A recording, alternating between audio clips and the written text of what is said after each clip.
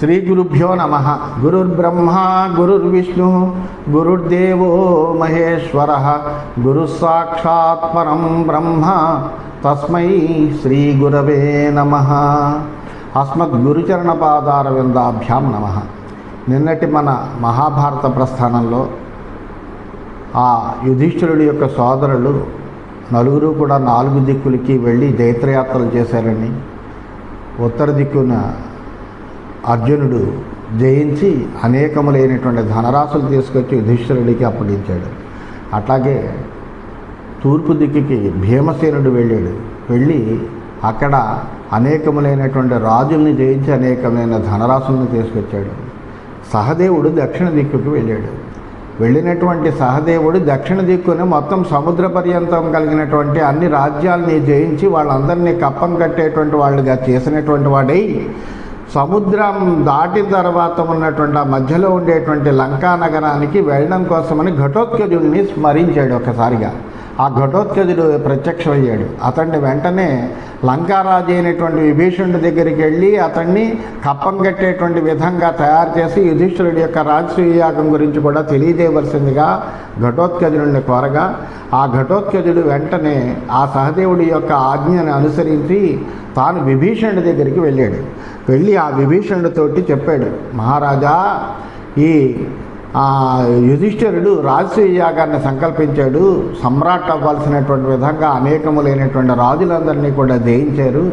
అందువల్ల నువ్వు కూడా ఆయనకి వశవర్తుడివయ్యి తప్పనిసరిగా ఆయనకి కప్పం చెల్లించి ఆయన అధీనంలో ఉండవలసిందిగా నేను ప్రార్థిస్తున్నాను అని నేను భీమసేనుడి పుత్రుడైనటువంటి ఘటోత్కచుడిని, నా తల్లి హిడింబ అనేటువంటి ఆ విషయాలన్నీ కూడా చెప్పేటప్పటికీ వెంటనే ఆయన ఆ మాటలన్నీ కూడా ఘటోత్కచుడి యొక్క మాటలు విన్నాడు విభీషణుడు. తేన తద్భాషితం శ్రుత్వా రాక్షసేంద్రో విభీషణః ప్రీతిమాన్ అభవత్ రాజన్ ధర్మాత్మా సచివై సహా. ఆ ఘటోత్కచుడి యొక్క మాటలు విని రాక్షసరాజు అయినటువంటి విభీషణుడు మంత్రులతో సహా చాలా ప్రసన్నుడయ్యాడు.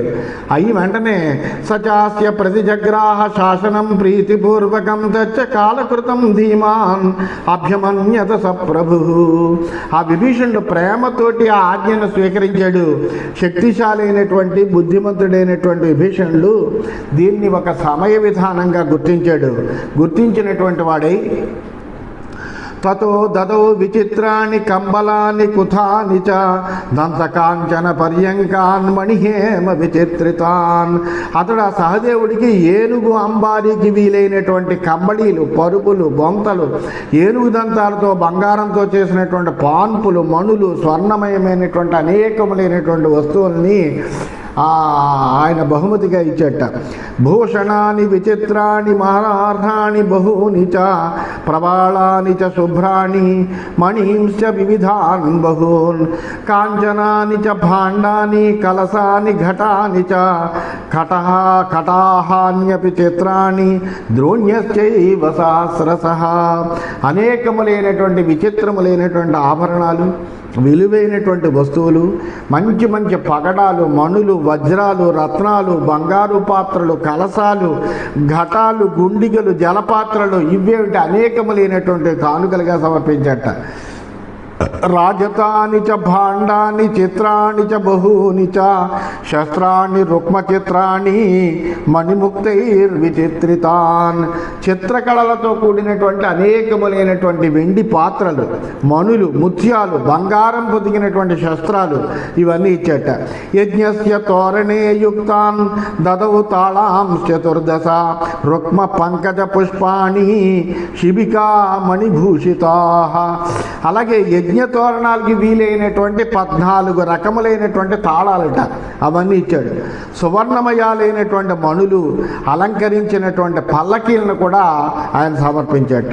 ముకుటాని మహార్హాణి హేమవర్ణాంశ కుండలాన్ హేమ పుష్పాణ్యనేకాని రుక్మమాల్యాని చాపరాన్ శంఖాంశ చంద్ర సంకాసాన్ శతావర్తాన్ విచిత్రిణః. చాలా విలువైనటువంటి కిరీటాలు, బంగారు రంగు కలిగినటువంటి కొండలాలు, బంగారు పుష్పాలు, మాలలు, చంద్రుని రంగు కలిగినటువంటి శతావర్త శంఖాలను ఆనందంతో కానుకగా విభీషణుడు సమర్పించాడు. చందనాని చ ముఖ్యాని రుక్మరత్మాన్యనేక సహ వాసాంసి చ మహార్హాణి కంబలాని బహూన్యపి అన్యాంశ్చ వివిధాన్ రాజన్ రత్నాని చ బహూని చ సదదౌ సహ దేవాయ తదా రాజా విభీషణ. ఆ విభీషణుడు ఇంకా పరిమళభరితమైనటువంటి చందనాన్ని, రత్నాలని, బంగారాన్ని, వస్త్రాలని, కంబళ్లను, ఇంకా వివిధములైనటువంటి వస్తు సామగ్రిని అంతటినీ కూడా సహదేవుడి కానుకగా సమర్పించాడు. తత సంప్రేషయామాస రత్నాన్ని వివిధాని చ చందనా గురుకాష్ఠాని దివ్యాన్యాభరణాని చ వాసాంసి చ మహార్హాణి మణీంశ్చైవ మహాధనాన్. చందనము, అగరు కొయ్యలు, దివ్యాభరణాలు, అలా విలువైనటువంటి వస్త్రాలు, పట్టుబట్టలు ఈ ఘటోత్కచుడి చేత సహదేవుడికి పంపించట. విభీషణం చ రాజానం అభివాద్య కృతాంజలి ప్రదక్షిణం పరిచైవ నిర్జగామ ఘటోత్కజ. తన మాటకి అంత గౌరవం ఇచ్చి అట్లాగా అంత చక్కగా చేసినటువంటి విభీషణుడిని నమస్కారం చేసి ఘటోత్కచుడు అతడికి ప్రదక్షిణ చేసి లంక నుంచి ఇవన్నీ కూడా తీసుకుని బయలుదేరట. తాని సర్వాణి రత్నాని అష్టాశీతిర్నిశాచరా ఆజహృ సముదారాజన్హైడింబేన తదాసహ. అయితే మరి అతని ఇచ్చినటువంటి ఇన్ని కానుకలను ఎవరు తీసుకొస్తారు? ఘటోత్కచుడితో కలిసి వచ్చిన 88 మంది రాక్షసులు అతనితో అనుచరులుగా వచ్చారు. ఆ 88 రాక్షసులు కూడా ఈ రత్నాలన్నింటినీ కూడా సంతోషంతో మోసుకుని తీసుకుని వచ్చారట. రత్నాన్యాదాయ సర్వాణి ప్రతస్థే స ఘటోత్కజ తతో రత్నాన్యుపాదాయ హైడింబో రాక్షసై సహ జగామతూర్ణం లంకాయా సహదేవ పదం ప్రతి ఆసేదు పాండవం సర్వే లంఘయిత్వా మహోదధిం. ఈ విధంగా ఇటువంటి అనేకములైనటువంటి అమూల్యమైనటువంటి ఆభరణాలన్నీ కూడా స్వీకరించినటువంటి వాళ్ళే ఆ ఘటోత్కచుడు రాక్షసులతో కలిసినటువంటి వాడే సహదేవుని యొక్క విడిది ప్రయాణం సాగించట. సముద్రాన్ని దాటి వాళ్ళందరూ కూడా సహదేవుని యొక్క సమీపానికి చేరారు. సహదేవో దదర్సాధ రత్నాహారాన్ నిశాచరాన్ ఆగతాన్ భీమ సంకాసాన్ హిడింబంచ తథా నృప. ఆ సహదేవుడు ఆ రత్నహారాలన్నీ స్వీకరించి వచ్చేటువంటి భయంకరమైనటువంటి ఆ రాక్షసుల్ని ఘటోత్కచుడిని చూశాడు. చూసి ద్రమిళా నైరుతాన్ దృష్ట్వా దుద్రువస్తే భయాదితా భయమసేనిస్తతో గత్వా మాద్రేయం ప్రాంజలి స్థిత. ఆ ద్రవిడ సైనికులందరూ ఆ భయంకరమైనటువంటి రాక్షసులను చూసి వాళ్ళు భయభ్రాంతులయ్యట. భయభ్రాంతులై అన్ని వైపులకి వెళ్ళిపోయట. ఘటోత్కచుడు మటుకు సహదేవుడికి అంజలి ఘటించి నమస్కారం చేసి అతనితోటి చక్కగా ఆ రత్నరాసులన్నీ కూడా అక్కడ పెట్టేట. ప్రీతిమాన్ అభవదృష్ట్వా రత్నౌఘం తం చ పాండవ తం పరిష్వజ్య పాణిభ్యాం దృష్ట్వా తాన్ ప్రీతిమానభూత్ విసృజ్య ద్రమిళాన్ సర్వాన్ గమనాయోపచక్రమే. ఆ పాండుకుమారుడైనటువంటి సహదేవుడు ఆ రత్నరాసుల్ని చూసి అత్యంతము ప్రసన్నత పొందాడు. నేను కోరిన వెంటనే ఘటోత్కచుడు అక్కడికి వెళ్ళి ఇంత చక్కగా కార్య సాఫల్యం చేశాడు కదా అని ఎంతో ఆనందపడ్డాడు. అలాగే ఆ ఘటోత్కచుడిని 2 చేతులతోటి పట్టుకుని కౌగిలించుకున్నాడు. మిగిలిన రాక్షసులందరితోటి కూడా చాలా ప్రసన్నంగా చూశాట. ద్రవిడ సైనికులందరూ తిరిగి వచ్చేటరికి వాళ్ళందరినీ కూడా తిరిగి వాళ్ళందరూ కూడా భయం మానుకుని మళ్ళీ దగ్గరికి వచ్చారు. ఆ విధంగా ఉన్న తర్వాత న్యవర్తత తతో ధీమాన్ సహదేవ ప్రతాపవాన్. ఈ అందరూ సిద్ధమైన తర్వాత ఇంకా ఈ అనేకములైనటువంటి రత్నరాసులన్నింటినీ కూడా ఘటోత్కచుడు సహదేవుడికి సమర్పించిన తర్వాత ఇవన్నీ స్వీకరించినటువంటి సహదేవుడు ఇంద్రప్రస్థానికి వెళ్ళడానికి బయలుదేరేట. ఏవం నిర్జిత్య తరసా సాంత్వేన విజయేన చ కరదాన్ పార్థివాన్ కృత్వా ప్రత్యాగచ్చదరిందమః. ఈ విధంగా వేగంగా అన్ని రాజ్యాలని కూడా జయించి సామనీతితో నచ్చజెప్పి అక్కడుండేటువంటి రాజులందరినీ కూడా కప్పం కట్టేవారిగా చేసి ఆ శత్రుదమనుడైనటువంటి సహదేవుడు అనేకములైనటువంటి ధనరాశులతో కలిసినటువంటి వాడై ఇంద్రప్రస్థానికి తిరిగి వచ్చేట. రత్నభారం రథముపాదాయ యయౌ సహ నిశాచరైః ఇంద్రప్రస్థం వివేశాధ కంపయన్నిపమేదిని. ఈ రత్నాల రాసులన్నింటినీ కూడా గ్రహించి రాక్షసులతో కూడా కలిసి సహదేవుడు ఇంద్రప్రస్థంలో ప్రవేశించాడు. ఆ సమయంలో కోలాహలంతో ఈతడు తీసుకొచ్చినటువంటి ఇంత బరువైనటువంటి రత్న రాసులతోటి భూమి కంపించినట్లయిందట. అంత ఆ అద్భుతమైనటువంటి ఆ రత్నరాసులన్నీ కూడా తీసుకొచ్చాట. దృష్ట్వా యుధిష్ఠిరం రాజన్ సహదేవ కృతాంజలి ప్రభో అభివాద్యతస్థౌ సహ పూజితశ్చైవ తేన వై. ఆ సహదేవుడు ధర్మరాజును చూశాడు, అంజలి కట్టించి నమస్కారం చేశాడు. చేసి వినమ్ర భావంతో ఆయన దగ్గరికి వెళ్ళి తాను చేసినటువంటి దిగ్విజయ యాత్రని అంతటినీ కూడా తెలియజేసి ఆ రత్నరాశులన్నింటినీ కూడా తాను తెచ్చినటువంటి అనేకములైనటువంటి ధనరాశుల్ని, బంగారాన్ని, రజతాన్ని మొత్తం అన్నిటినీ కూడా ఆయనకి సమర్పించేట. ఆ యుధిష్ఠిరుడు కూడా అవన్నీ చూసినటువంటి వాడే సహదేవుణ్ణి ఎంతగానో గౌరవించేట. లంకా ప్రాప్తాన్ ధనౌఘాంశ దృష్ట్వా తాన్ దుర్లభాన్ బహూన్ ప్రీతిమాన్ అభవత్ రాజా విస్మయం యయౌ తదా. ఆఖరికి లంకా నగరాన్ని కూడా తన స్వాధీనంలోకి తీసుకొచ్చి అక్కడి నుంచి అత్యంత దుర్లభములైనటువంటి ధనరాశుల్ని తీసుకొచ్చేటప్పటికి ఆ సహదేవుడు ఆ ధర్మరాజు అవన్నీ కూడా చూసినటువంటి వాడై మిక్కిలి ఆనందించడమే కాకుండా ఆశ్చర్యపోయేట. ఆహా, సహదేవుడు ఎంత గొప్ప పనిని చేసుకొచ్చాడో కదా అనుకున్నట్ట. అయితే అతను తెచ్చినటువంటి ధనరాశులు ఎంత ఉన్నాయి అంటే 1,000,000 హిరణ్యస్య మహాత్మనే విచిత్రాంశు మణిం సేవ గో అజావి మహిషాంస్తథా ధర్మరాజాయ తత్సర్వం నివేద్య భరతర్షభ కృతకర్మ సుఖం రాజన్నువాస జనమేజయ. ఈ వృత్తాంతమంతా కూడా వైశంపాయనుడు జనమేజయుడితో చెప్తున్నాడు. జనమేజయ మహారాజా, ఆ ధనరాశుల్లో ఆ సహదేవుడు తెచ్చినటువంటి ధనరాశుల్లో 1000 కోట్ల విలువైనటువంటి బంగారం ఉందయ్యా. విచిత్ర మణులున్నాయి, రత్నాలున్నాయి, గోవులున్నాయి, మేకలున్నాయి, దున్నలున్నాయి. ఇవన్నీ కూడా అధిక సంఖ్యలో ఉన్నాయ్యా. వీటిని అన్నింటినీ కూడా ధర్మరాజుకు సమర్పించి కృతకృత్యుడై సహదేవుడు ఆనందంతో ఆ రాజధాని నగరంలో హాయిగా నివసిస్తున్నాడు అని చెప్పాడు. ఇది శ్రీమన్ మహాభారతే సభాపర్వణి దిగ్విజయ పర్వణి సహదేవ దక్షిణ దిగ్విజయే ఏకత్రింశోధ్యాయ. ఈ విధంగా శ్రీమన్ మహాభారతంలో సభాపర్వంలో దిగ్విజయ పర్వం అనేటువంటి ఉపపర్వంలో సహదేవుడి చేసినటువంటి దక్షిణ దిగ్విజయ యాత్ర అనేటువంటి 31వ అధ్యాయం 31వ అధ్యాయం పూర్తయింది. 32వ అధ్యాయంలోకి మనం ప్రవేశించాం. వైశంపాయన ఉవాచ. వైశంపాయనుడు చెబుతున్నాడు జనమేజయుడికో, జనమేజయ మహారాజా, నకులస్యతు వక్ష్యామి కర్మాణి విజయం తథా వాసుదేవ జితామాసాం యథా సావదయత్ ప్రభు. ఇంకా నకులుడి యొక్క పరాక్రమాన్ని చెబుతానయ్యా. ఆ నకులుడు ఏ విధంగా విజయయాత్ర చేశాడో అదంతా కూడా వివరిస్తాను, జాగ్రత్తగా విను. శక్తిశాలి అయినటువంటి నకులుడు భగవానుడైనటువంటి వాసుదేవుని యొక్క అధీనంలో ఉండేటువంటి పశ్చిమ దిక్కుని జయించడానికి వెళ్ళాడు. అది ఎలా జయించాడో చెబుతాను విను అని చెబుతున్నాడు. నిర్యాయ ఖాండవ ప్రస్థాత్ ప్రతీచీం అభితో దిశం ఉద్దిశ్య మతిమాన్ ప్రాయాన్ మహత్యా సేనయా సహ. ఆ బుద్ధిమంతుడైనటువంటి నకులుడు పెద్ద సేనతో కలిసి ఖాండవ ప్రస్థం నుండి పశ్చిమ దిక్కును దిగ్విజయ యాత్ర చేయడం కోసమని బయలుదేరట. సింహనాదేన మహతా యోధానాం గర్జితేన చ రథనేమి నినాదేశ్చ కంపయన్ వసుధామిమాం. అతడు తన సైనికుల యొక్క సింహనాదాలతోటి, యోధుల యొక్క గర్జనలతోటి, ఆ రథచక్ర ఘోషలతోటి అనేకములైనటువంటి సేనని, అనేకములైనటువంటి ఆ సైనికులు కలిగినటువంటి సేనతో కూడినటువంటి వాడై అతడు అలా బయలుదేరుతుంటే, దిగ్విజయాత్ర చేస్తుంటే భూమి కంపిస్తోందా అన్నట్టుగా ఉందిట. తతో బహుధనం రమ్యం గబాఢ్యం ధనధాన్యవత్ కార్తికేయస్య దైతం రోహితకముపాద్రవత్. వెళుతూ వెళుతూ ఏం చేశాడంటే ధనధాన్యాలతోటి చాలా సుందరము, అనేకములైనటువంటి గోవులతో కూడినటువంటి, గోధనంతో కూడినటువంటి సంపన్నమైనటువంటి, కుమారస్వామికి చాలా ఇష్టమైనటువంటి రోహితకము అనేటువంటి ఒక పర్వత ప్రాంతానికి వెళ్ళేట ఆ నకులుడు.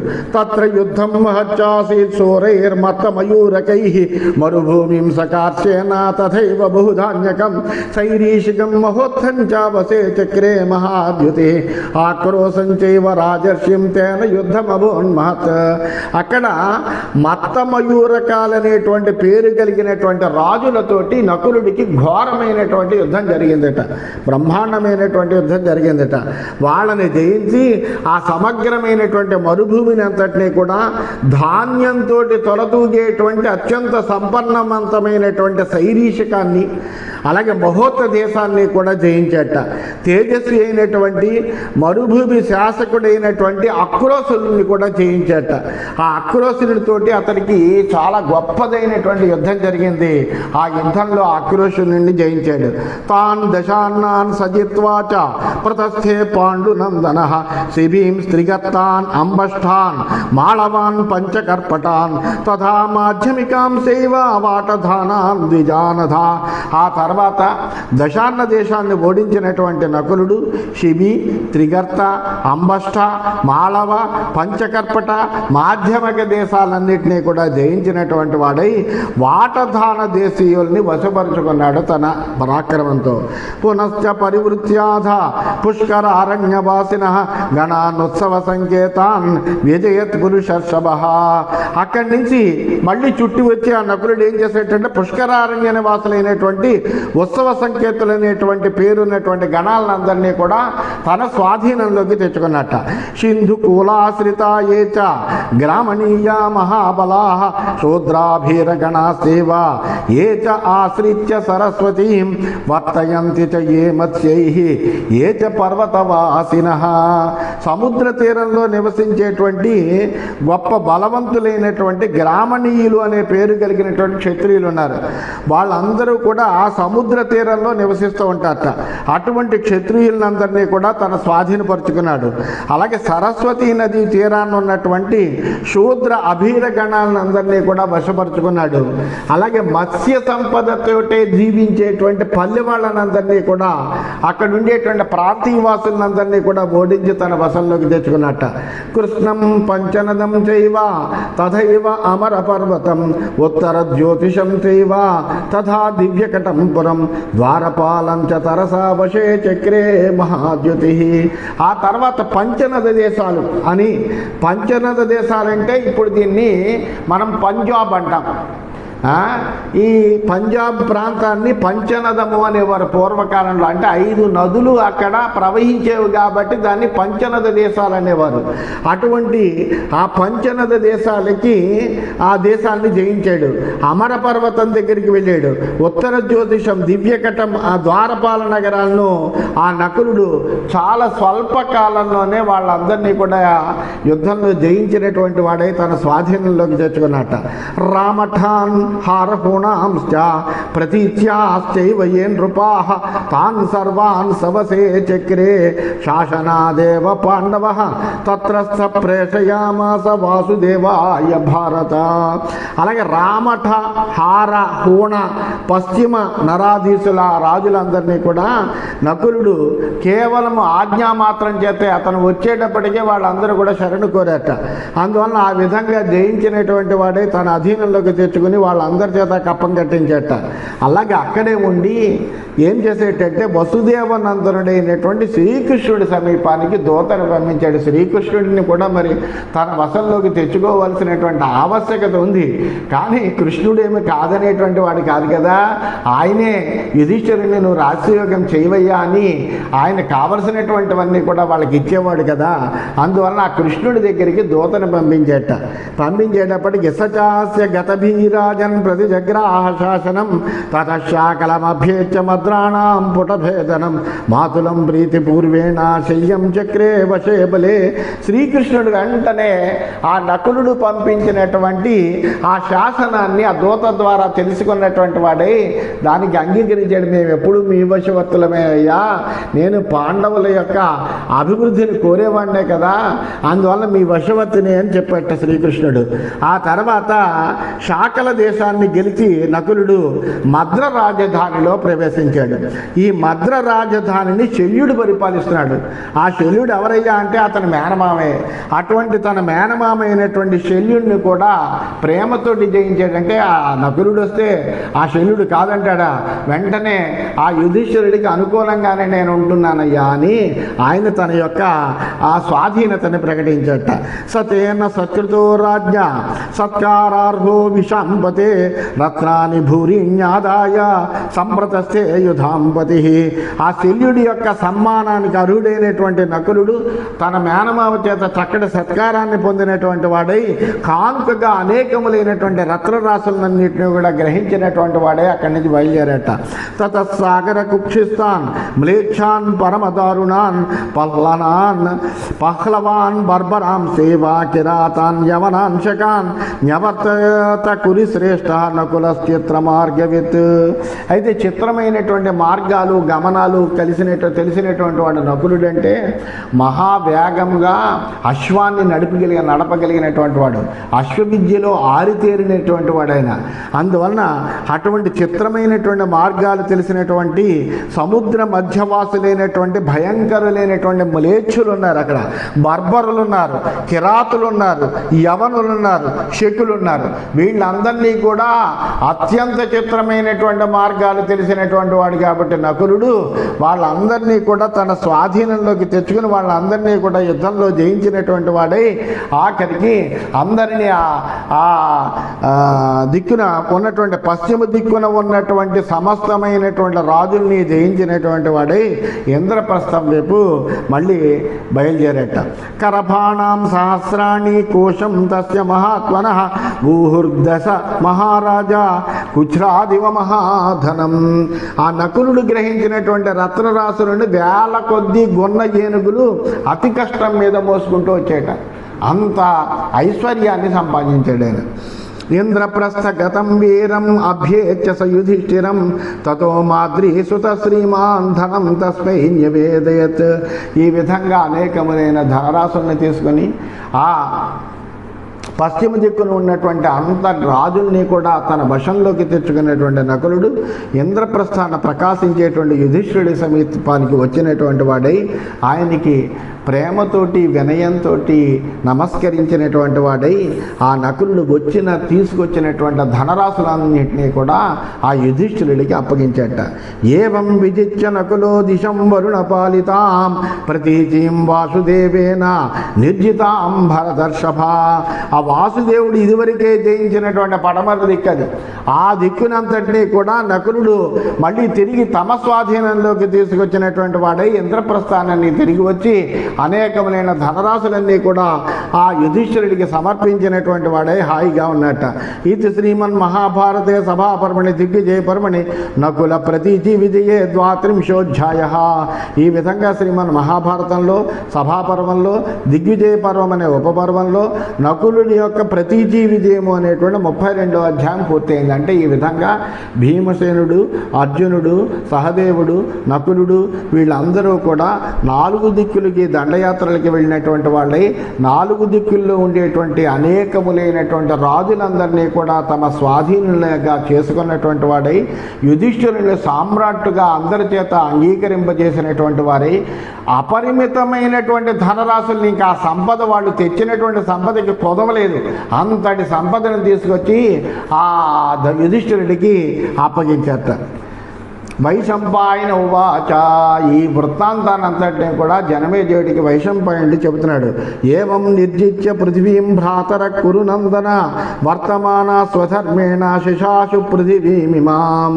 ఓ జనమేజయ మహారాజా, ఈ విధంగా ఈ భూమండలాన్ని అంతటినీ కూడా జయించి స్వధర్మానువర్తులైనటువంటి ఈ సోదరులైనటువంటి పాండవులు చక్కగా ఈ భూమి మండలాన్ని అంతటినీ కూడా పరిపాలిస్తున్నారయ్యా. చతుర్భిర్భీమసేనా జై భ్రాతృభి సహితో నృప అనుగృహ్య ప్రజా సర్వవర్ణాన్ అగోపయత్. భీమసేనుడు మొదలైనటువంటి 4 సోదరులతో కూడినటువంటి యుధిష్ఠిరుడు ప్రజలందరినీ కూడా చాలా అనుగ్రహంతో ప్రేమతోటి చక్కగా పరిపాలన చేస్తున్నటువంటి వాడై చతుర్వర్ణాల వారిని కూడా ఆనందపరుతూ ఏ ఒక్కడు కూడా సంతృప్తి చెందనటువంటి వాడంటూ లేట. అందరూ కూడా ఆనందంతో మహతానందంతో ఆ ధర్మరాజు యొక్క పరిపాలనలో ఉన్నట్ట. అలాగ అందరినీ కూడా సంతృప్తి పరిచేట. అవిరోధేన సర్వేషాం హితం చక్రే యుధిష్ఠిర ప్రీయతాం దీయతాం సర్వం ముక్త్వా కోశం బలం విన సాధుధర్మేతి పార్థస్య నాణ్యశ్రూయేత భాషితం. ఎవ్వరితోటి ధర్మరాజుకి విరోధం లేదు. ఎందుకంటే ఇంతమందిని జయించినా కానీ జయించినటువంటి వాడిని మళ్ళీ వాటి రాజ్యానికి తమ అధీనంలో ఉండేటట్టుగా చేసుకుని హాయిగా మీ రాజ్యం మీరే పరిపాలించుకోండి అయ్యా అని వాళ్ళనే రాజులుగా చేసాడు. అందువలన అందరూ కూడా ధర్మరాజు అంటే అత్యంతమైన గౌరవంతో, వినయంతో, ప్రేమతోటి కూడా ఆయన వశవర్తులే పరిపాలిస్తున్నారు. అందువల్ల ఎవరితోటి విరోధం అనేటువంటిదే లేదు. అటువంటి విరోధం లేకుండా అందరినీ కూడా తన యొక్క ధర్మవర్తనతో తృప్తిపరిచేట. అలాగే కోశాగారాన్ని అంతటినీ కూడా తెరిపించి అనేకములైనటువంటి దాన ధర్మాలు చేస్తున్నట్ట. ఎవరిని బలప్రయోగంతో లంగదీయలేట. ధర్మం అనేటువంటి ఒక్క మాట తప్ప యుధిష్ఠిరుడి యొక్క రాజ్యంలో వేరొక మాట అతని నోటి మాట వెలవడలేట. అంటే ఎల్లప్పుడూ ధర్మము, ధర్మపాలన, అంతేగాని అధర్మమైనటువంటి ప్రవృత్తి తనలో కానీ ప్రజల్లో కానీ ఎక్కడా మచ్చుకు కూడా కనిపించట్లేదట. ఆ విధంగా చక్కగా రాజ్య పరిపాలన చేస్తుందట. ఏవం వృత్తే జగత్తస్మిన్ పితరీవాన్వరజ్యత నతస్య విద్యతే ద్వేష్ట తతో అస్య అజాత శత్రుత. పుత్రుడు తండ్రి మీద ఏ విధంగా అయితే అనురాగం ఉంటాడో అట్లాగే ప్రజలందరూ ధర్మరాజు పట్ల అటువంటి అనురాగం కలిగినటువంటి వాళ్ళు అయి ఉన్నట్ట. ప్రజలందరూ కూడా ధర్మరాజుని తమ యొక్క తండ్రిలాగా గౌరవిస్తున్నట్ట. అంతటి అనురాగం కలిగినటువంటి వాళ్ళు ఉన్నట్ట. ఒక్కడు కూడా ధర్మరాజును ద్వేషించేటువంటి వాడు ఆ రాజ్యంలో లేట. అందువల్లనే ఆయన ఏమన్నారంటే అజాత శత్రువు అన్నారు. అంటే అసలు శత్రువు అనేటువంటి వాడు పుట్టనేటువంటి వాడు అనమాట. అంటే ఎవరు శత్రువులు అనేటువంటి వాళ్ళే లేట ధర్మరాజుకి. అందువల్లనే అన్నయ్య గారు కూడా ఈతడు అజాత శత్రుడు మహిందగ దిగ్విజయ యాత్ర చేసి వీర్యాతిశయార్తి వాసవు సింహాసనమైన నెక్కనర్హుడు అని అంటారు ఆయన. అందువల్ల ఈ అజాత శత్రుడు అంటే ఈ ధర్మరాజు ఆ ఇంద్రుడి యొక్క సింహాసనాన్నైనా ఎక్కగలిగినటువంటి అర్హత కలిగినటువంటి వాడు అయ్యా అని విరాట పర్వంలో ఈ ధర్మరాజు గురించి చెబుతాడు. అందువలన అంతటి గొప్ప అజాత శత్రుడైనటువంటి వాడు ఈ ధర్మరాజు. అందుకనే ఆయన అజాత శత్రువు అని కీర్తించట. రక్షణాత్ ధర్మరాజస్య సత్యస్య పరిపాలనాత్ శత్రువునాం క్షపణాచ్చైవ స్వకర్మ నిరత ప్రజా. ఈ ధర్మరాజు ప్రజలను రక్షించడం ద్వారా, సత్యపాలనం ద్వారా, శత్రునాశనం ద్వారా, ఈ మూడిటి వలన కూడా రాజ్యాన్ని సుభిక్షం చేసాడు, విస్తరించాడు, భూమండలానంతటికీ కూడా చక్రవర్తి అయ్యాడు. అంటే ప్రజలందరినీ కూడా రక్షించేవాడు, సత్య పరిపాలన చేసేవాడు, శత్రువు అనేటువంటి వాడు లేకుండా చేసుకున్నాడు. అందువలన ఈ మూడు పనులు నిర్వర్తించడం వల్ల నిశ్చింత కలిగి ప్రజలందరూ కూడా తమ తమ కర్మల పట్ల ఆసక్తి కలిగినటువంటి వాళ్ళు ఉన్నారు. ఎందుకంటే వాళ్ళు చేసుకునేటువంటి పనులకి ఏ విధమైనటువంటి అంతరాయము కలగదు, ఎవరి వలన బాధ కలగదు. అందువలన హాయిగా ఆనందంగా వాళ్ళ యొక్క పనులన్నీ కూడా హాయిగా చేసుకుంటూ వాళ్ళు సుఖమయమైనటువంటి జీవితాన్ని ప్రజలందరూ కూడా పొందుతున్నట్ట. బలీనాం సమ్యక్ ఆదానాత్ ధర్మతశ్చానుశాసనా నికామ వర్షీ పర్జన్య స్ఫీతో జనపదో భవత్. న్యాయపూర్వకంగా పన్నుని గ్రహించేటువంటి వాడు, అంతేగాని ఎవరిని ప్రజల్ని పీడించి పన్నుని గ్రహించేటువంటి వాడు కాదు. ధర్మ ప్రధానంగా పరిపాలన చేసేటువంటి వాడు. ఈ రెండూ చేయడం వల్ల మేఘాలు ఇచ్ఛానుసారంగా వర్షించేట. కాలంలో సకాలంలో చక్కటి వర్షాలు పడుతున్నాయి, సస్యవృద్ధి బాగా జరుగుతోంది. అందువలన ఆ మేఘాలు తమ ఇచ్ఛానుసారంగా వర్షిస్తున్నాయి. ఈ ప్రకారంగా యుధిష్ఠిరుడి జనపదాలన్నీ కూడా అతని రాజ్యంలో ఉన్నటువంటి గ్రామాలన్నీ కూడా ధనధాన్యాలతోటి సమృద్ధమయ్యాయి. అందరూ హాయిగా జీవిస్తున్నారు. సర్వారంభా సుప్రవృత్తా గోరక్షాకర్షణం మణి విశేష సర్వమేవైత సంజజ్ఞే రాజకర్మణ. గోరక్షణ, వ్యవసాయం, వ్యాపారం, ఈ పనులన్నీ కూడా చక్కగా సాగుతున్నాయి. అంతేకాకుండా రాజ వ్యవస్థ అంతా కూడా చాలా ఉత్తమంగా ఉంది. అందువలన ఏమిటంటే అన్నీ కూడా సంపన్నమయంగా ఉన్నాయి. సంపదతో తొలతూగుతోంది ఆ యుధిష్ఠిరుడి పరిపాలనలో ఆ రాజ్యం అంతా కూడా. దస్యుభ్యో వంచకేభ్యో వా రాజన్ ప్రతి పరస్పరం రాజవల్లభతశ్చైవ నాసూయంత మృషాగిరః. ఆ రాజ్యంలో దొంగల వలన భయం లేదు, మోసం చేసేటువంటి వాళ్ళ వల్ల భయం లేదు. అలాగే రాజుకి ఎంతో అత్యంతమైన విశ్వాసపాత్రుల వలన ఏ విధమైనటువంటి దాష్టీకము జరగట్లేదు, వ్యర్థమైనటువంటి మాటలు ఎక్కడా వినబడట్లేదు, అసలు అబద్ధాలనేటువంటివే ప్రజలు మాట్లాడుకోవట్లేదు. అందరూ సత్యవర్తనలే జీవిస్తున్నట్ట. అంత చక్కగా ధర్మపరంగా అక్కడంతా జరుగుతుంది. అవర్షంచ అతివర్షంచ వ్యాధి పావకమూర్ఛనం సర్వమేతత్తదానాసి ధర్మ నిత్యే యుధిష్ఠిరే. నిత్యము ధర్మాసక్తుడైనటువంటి ఆ యుధిష్ఠిరుడి యొక్క రాజ్యంలో అతివృష్టి లేదు, అనావృష్టి లేదు, అంటే సమానమైనటువంటి వృష్టి కురుస్తుంది. అట్లాగే వ్యాధులు లేవు, అట్లాగే అగ్ని మొదలైనటువంటి ఉపద్రవాలేమీ కూడా ఉండట్లేదు. అలా ప్రియంకత్వం ఉపస్థాతం బలికర్మ స్వభావజం అభిహత్వం నృపా జగ్ము నాణ్యై కార్యై కథంచన. రాజులందరూ కూడా తమ యొక్క భావాల్ని అనుసరించి యుధిష్ఠిరుడికి అనేకములైనటువంటి కానుకలు ఇవ్వడానికి, అతనికి ప్రియం చేయడం కోసమనే వచ్చారు తప్ప అతనికి బలవంతంగా ఏదో ఇవ్వాలి అనేటువంటి ఉద్దేశం కాకుండా వాళ్ళలో ఉండేటువంటి భక్తిని ప్రదర్శించుకోవడానికి, అతనంటే ఉన్నటువంటి ఇష్టాన్ని ప్రదర్శించుకోవడానికి అనేకములైనటువంటి కానుకలు ఇస్తున్నారు తప్ప వాళ్ళ స్వలాభాల కోసం ఎప్పుడూ కూడా యుధిష్ఠిరుడికి కానుకలు సమర్పించలేట. అంత ధర్మవర్తనలే అందరూ కూడా ఉంటున్నారు. అటువంటి ధర్మాత్ముడైనటువంటి యుధిష్ఠిరుడు యొక్క రాజ్యము ఈ విధంగా ఉన్న సుమా అని చెబుతూ స్వస్తి.